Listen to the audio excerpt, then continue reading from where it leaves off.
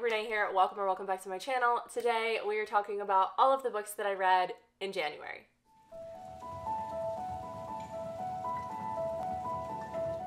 So January was actually a really good reading month for me, and so good that I am actually doing a wrap-up because I stopped doing wrap-ups months ago. I usually don't really enjoy making wrap-ups, especially because I feel like I already talk about the books that I'm reading throughout the month in vlogs, but there are several books that I read this month that I did not talk about in vlogs. So because of that, and because of how strong my reading month is, I decided we're doing a wrap-up. So in total, I read 9 books in January, and out of those 9 books, I think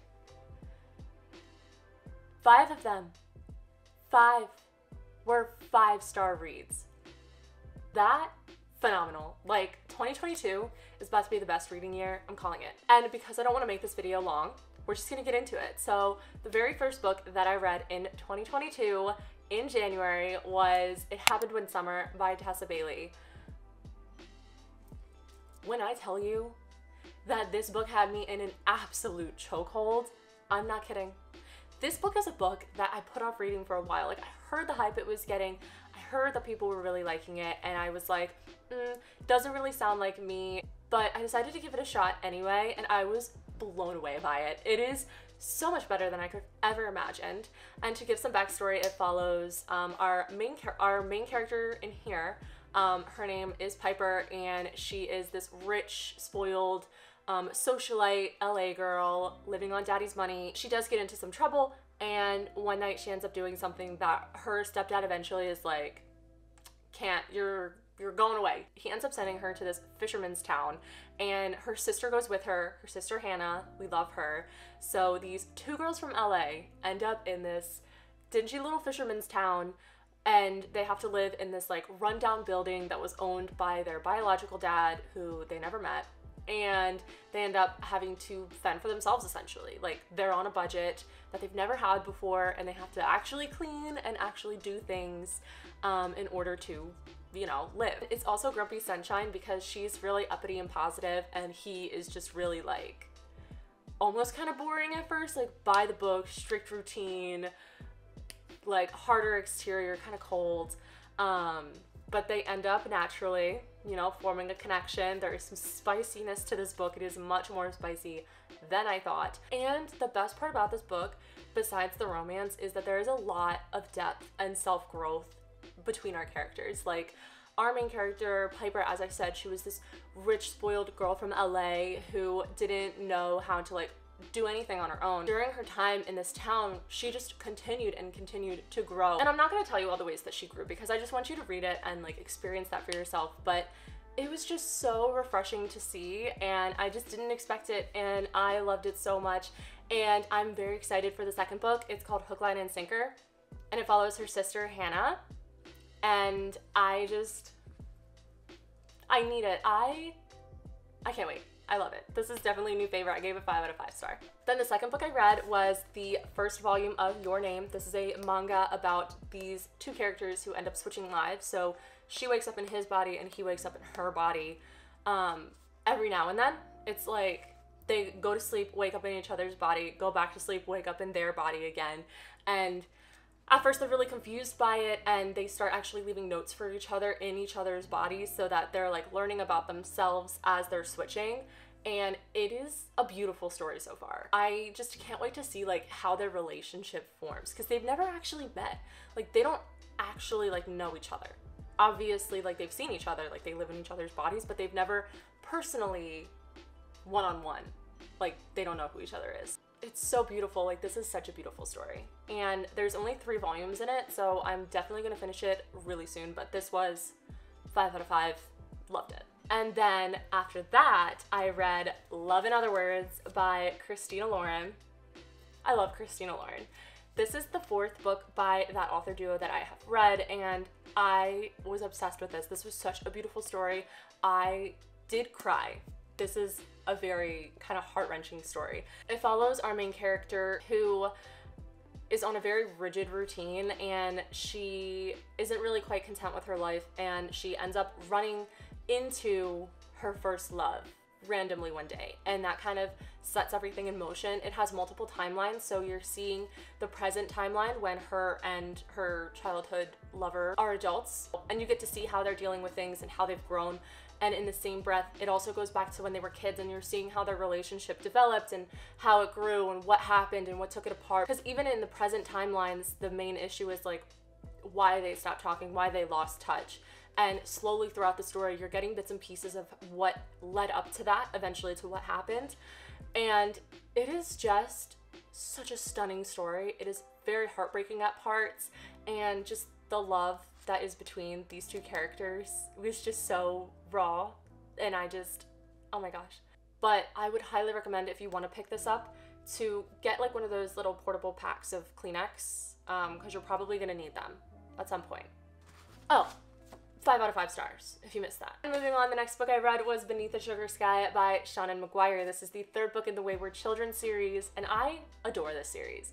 This is such a great escapist series. Like, it is so transportive, and the way that Seanan McGuire writes is just so beautiful. There's a whimsical vibe to it. It is just, it's gorgeous, and I love this world. And this one, actually, I think is my favorite out of the 3 so far that I've read. I just thought this was so fun. Like, it was almost kind of cheesy in parts, but like, it's just, the whimsicalness about it just makes it so fun, and that's what I expect out of the series, is a fun, whimsical, transportive ride.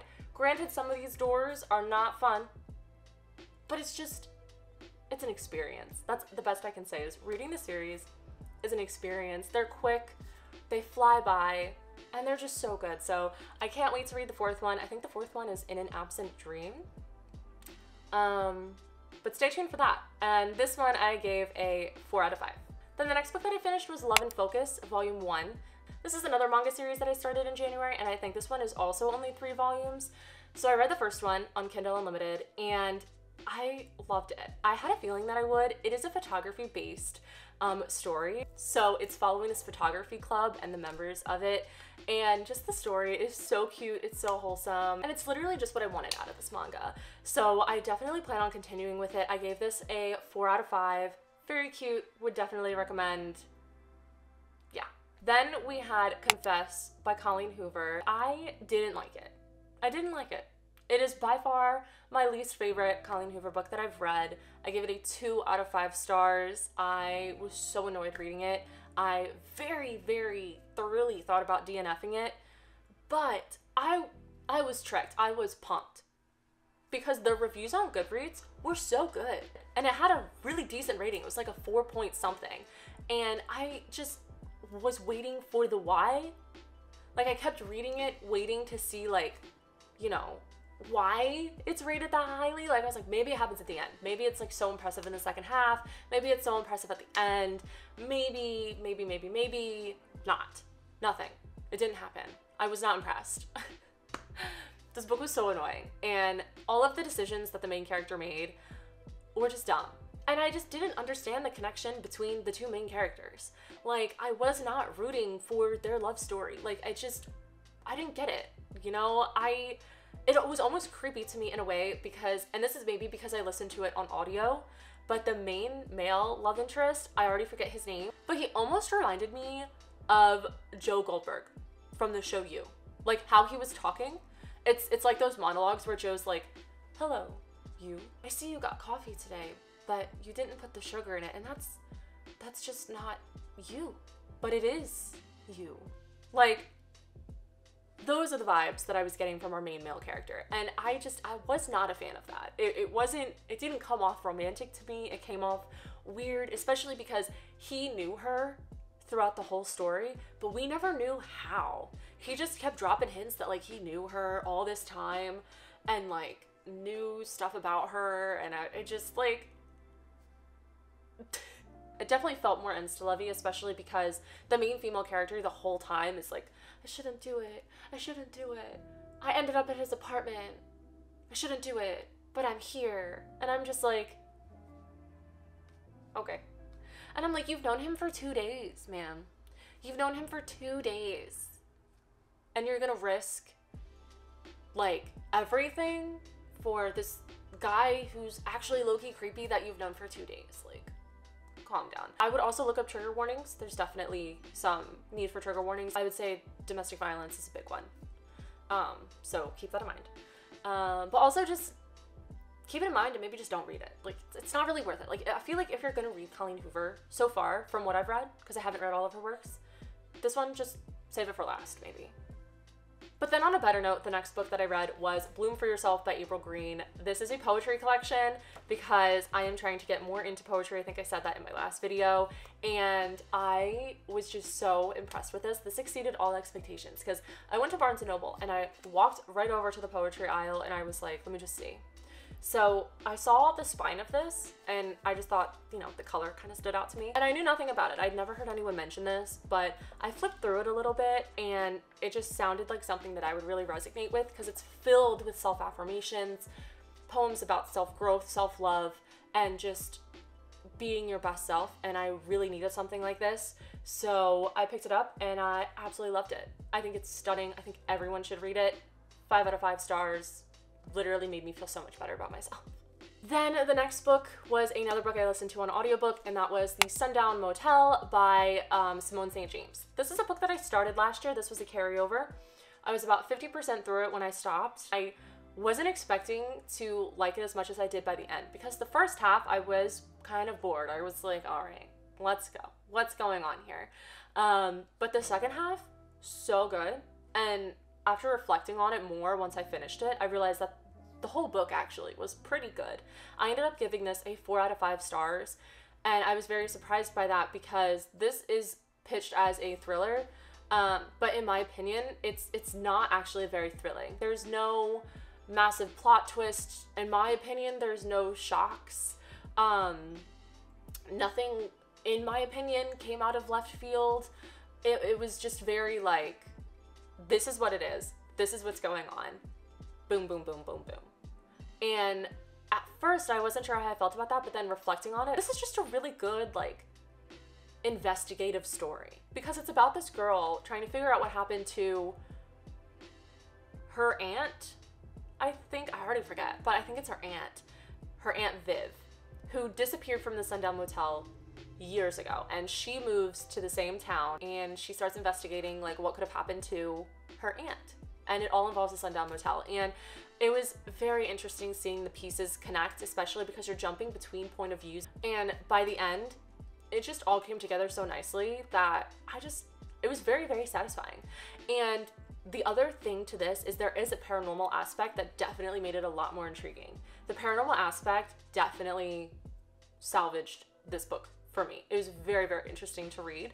So yeah, 4 out of 5. And then the last book that I read in January was the first book of the Mindfuck series, The Risk by S.T. Abbey. I read this on Kindle Unlimited. I downloaded them all, the whole series. I think there's 5.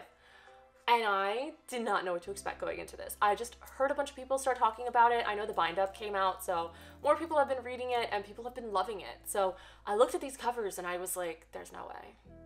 There's no way with these covers. No. But I read it anyway. But it was so good. This book exceeded all expectations that I possibly had. I didn't really have any. But even though I didn't have any, it still exceeded the expectations, if that makes any sense. And I will say, I highly recommend this to fans of Criminal Minds.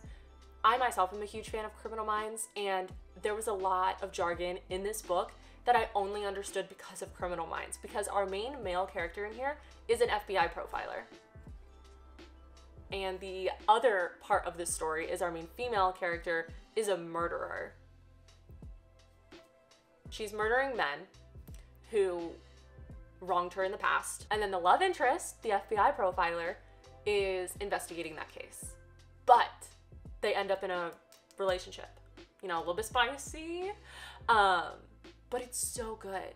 And it's so fascinating seeing like how it's working, because you get both point of views. You get her point of view and you get his point of view. So you get what he's investigating and how he's going along the investigation, and then you get her part, which might be a little bit more graphic for people. Like, I would definitely have trigger warnings for that, like murder, rape, assault, gore, like that kind of stuff. It's all in here, so trigger warnings. But you know, you get to see her in her process of murdering And you also get to see him in his process of investigating. So, and then of course you see them together too. So it's very fascinating, the dynamic between the two. And it's fun. And I just am so addicted to it right now. I can't wait to continue. They are very short. The first book was only like 100 pages. So I feel like I'll fly through the rest of it. So yeah, if you're a fan of Criminal Minds and romance reads, read it. Read it. Read it. Ignore the covers. Just read it. 5 out of 5 stars. So those are all 9 of the books that I read in January. Clearly a very, very strong reading month. We only had one flop. We'll let it be. They happen. But I'm really excited to continue in February. I really hope that I have another very strong month just like January. So we'll see how that goes. I'll keep you posted.